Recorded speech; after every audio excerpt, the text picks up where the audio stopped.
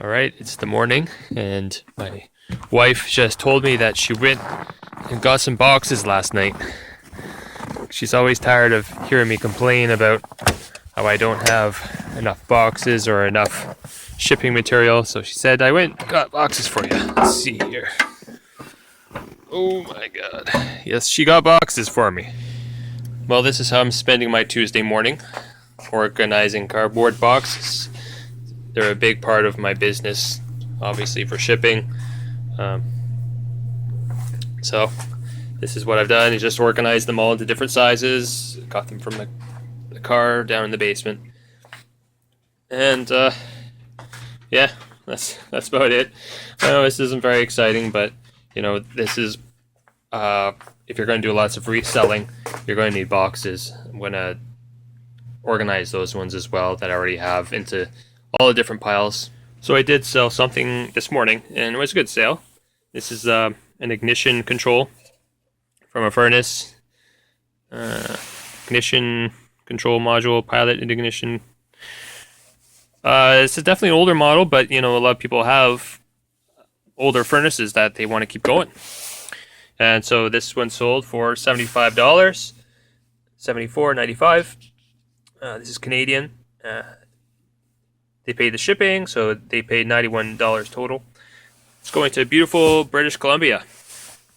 So I'm going to package that one up.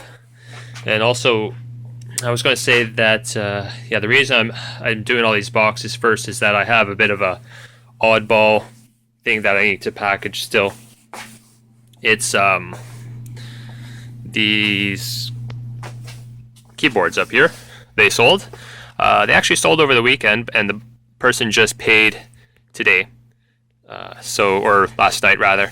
So it's these old 5-pin DIN or DIN 5-pin DIN connectors. You know, the really old ones. I put up this lot of 4 for auction, and I only got one bid, but it was $30. So I sold all 4 for $30. So it's a bit of an odd shape. I need to get a big box that's I think it's 50 centimeters, and it's going to be like, you know, 25 or so. So I'm going to try and find a good size box for that. I think it's going to the States. So when it's going international, so when you're sending international shipments, you have to be a bit more picky on the size of your box, because it's going to cost a bit more. As you can see, I got a bunch of paint. This is from last night. I just redid my photo thing. I'm surprised I haven't done this before, but you see, I just added these things here. It's just cardboard, but this, I didn't think I really needed it before, but I added them, and now the light just bounces off really well. It makes the whole thing bright. I'll give you a better picture of my photo thing. So as you can see, it's just this thing here is just a big piece of hardstock board. Sorry, my furnace just turned on. Hardstock board, I bought it for like $10 at Home Depot, and all I do is I paint it. Every time it gets dirty, I just paint it, so it's got a nice curve on the back. So I just keep a thing of paint here and paint brushes. And you know, when you put like dirty stuff up here, like an old car part or something, it gets all scuffed up. Even just regular stuff, you can't avoid it. So every time it gets dirty, I just paint it with some more paint.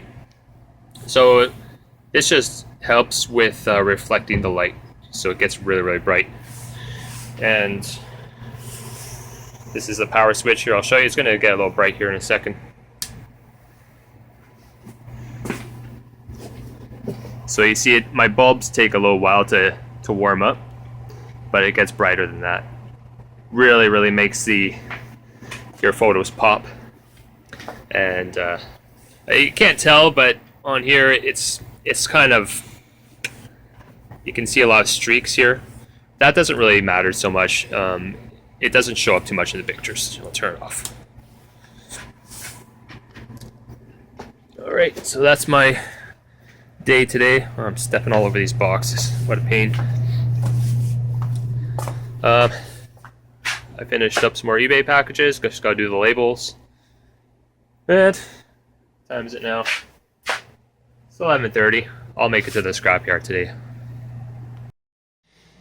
Okay, my organization attempt for my box is a bit of a flop. It was necessary though. I couldn't just stack all my boxes up as they were.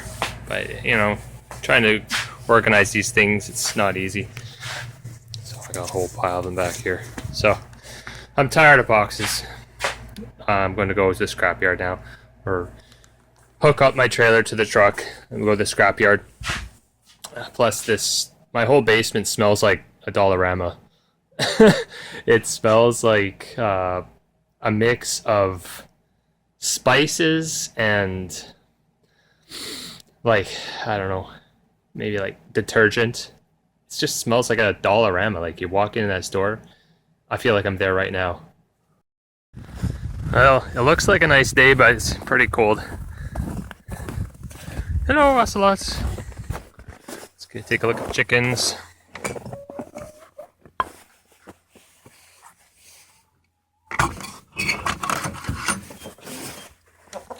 Hello, chickens. Got some nice food for you. They'll eat anything.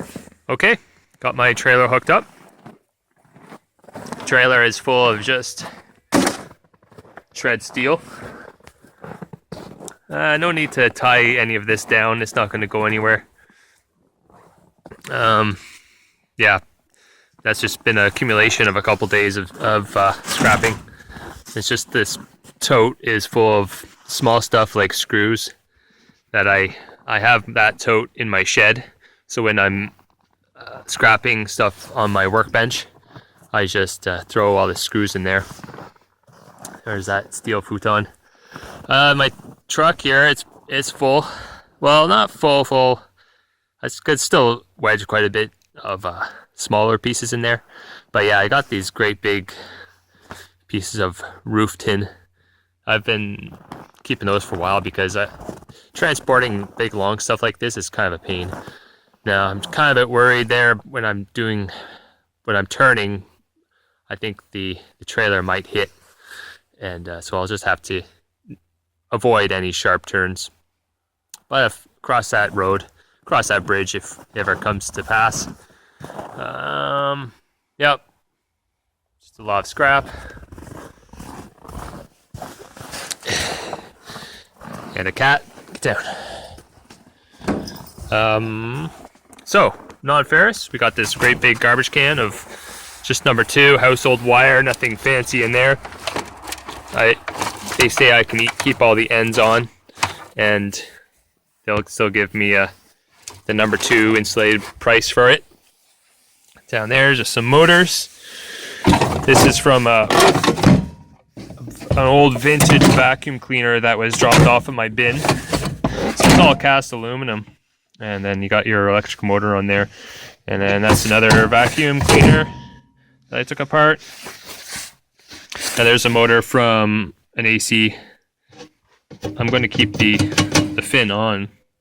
And he said he'll still give me a good copper price, even though I keep the fins on. This is aluminum, so.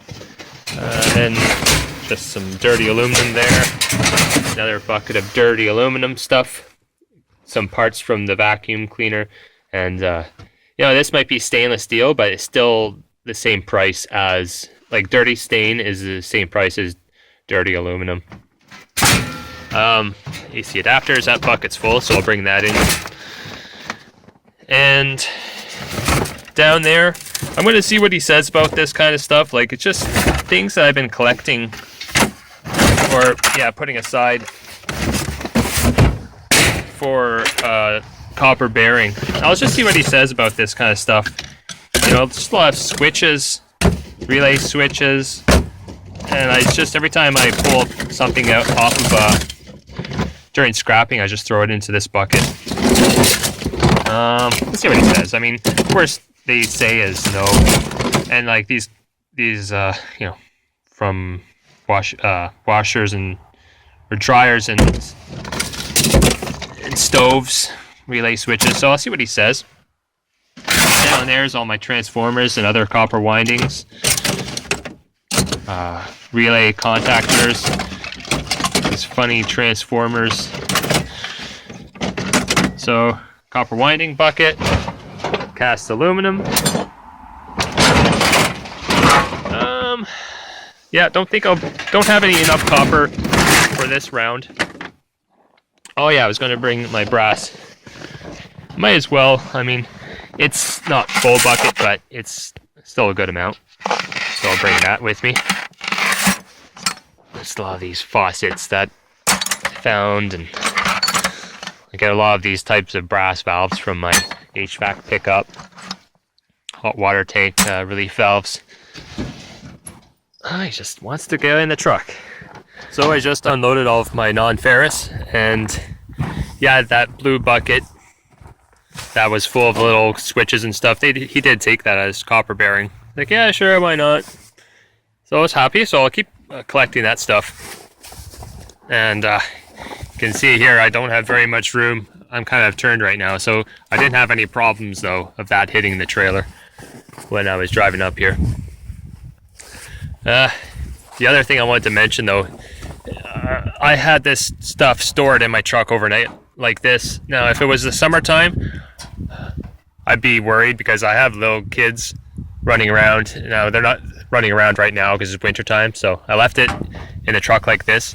But in the summertime, you know, even myself, like, if I'm looking down at the ground while I'm going around the back of the truck here, you just catch your face on that, or your cheek or something. Ugh.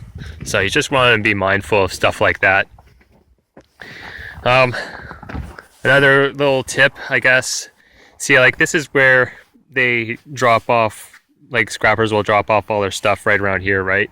And then the bulldozer will come and just push it up into the pile. I don't like to drive on this part because of screws and stuff. You don't want any of that stuff putting a hole in your tire. So I'm just kind of parked parallel to the pile, and I'm just going to throw my stuff right down here. A lot of people think that you have to, like, throw it right onto the pile, but that's not the case. You just throw it here on the ground, and then they come by and they scoop it all up and put it into their pile. So I'm going to start unloading this stuff. There we have it. It's all unloaded.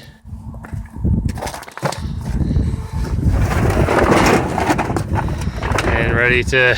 Whew, I'm just out of breath. It's quite a bit once you have it all sprawled out like this. You realize, like, man, I had a lot of stuff. So let's see how much this weighed, how much I get paid for it.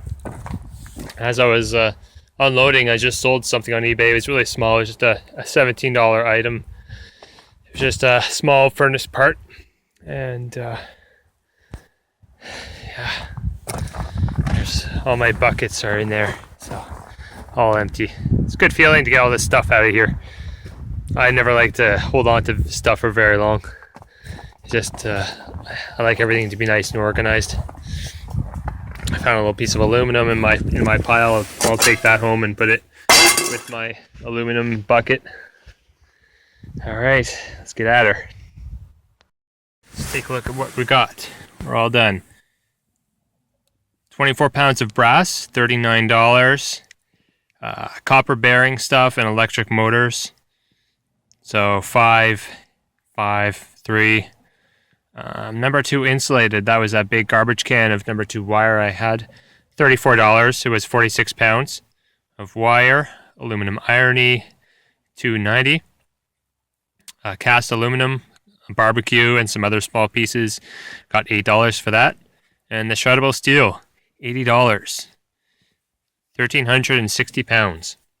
They're still keeping their price at high.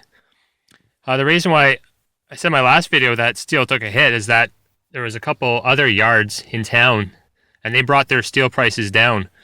They brought it down to $100 a ton, but they're keeping theirs at $130, which is really, really good. I'm surprised that they just don't get very much business out here. I mean, they're probably like a half an hour drive from the city. You would think people would be making more like bigger companies would be making that drive to make a couple extra dollars. But yeah, so I'm pretty happy about that. But they said, they might be dropping it in February. Maybe dropping the price, which is understandable. I mean, you can't keep your prices inflated. But I think they're just keeping their prices up right now just to try to attract more business, because they're a little bit further out. They're a smaller yard and a newer yard. Anyways, I'm happy. Yeah, grand total 178. That's awesome. 178. So I'm gonna drive back home and see if I can find something else to do. All right, all done my packages from last night and today. There was a customer that bought that hose I told you about at the scrapyard. He just sent me a message, and he was asking, like, oh, please, can you send this hose today? It's just this one here. Can you please send this today, because I have no heat. The hose in his furnace that carries condensation, it broke, so whenever the furnace goes off, it just floods the floor. So he wants that right away. So I said, yep, I'll get it to you right away. And so he should get it tomorrow, because it's going express post. So that's why I really like helping people out, because otherwise he'd be stuck, trying to find a hose from international place. Yeah.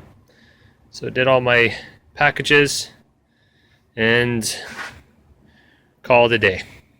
Thanks a lot for watching.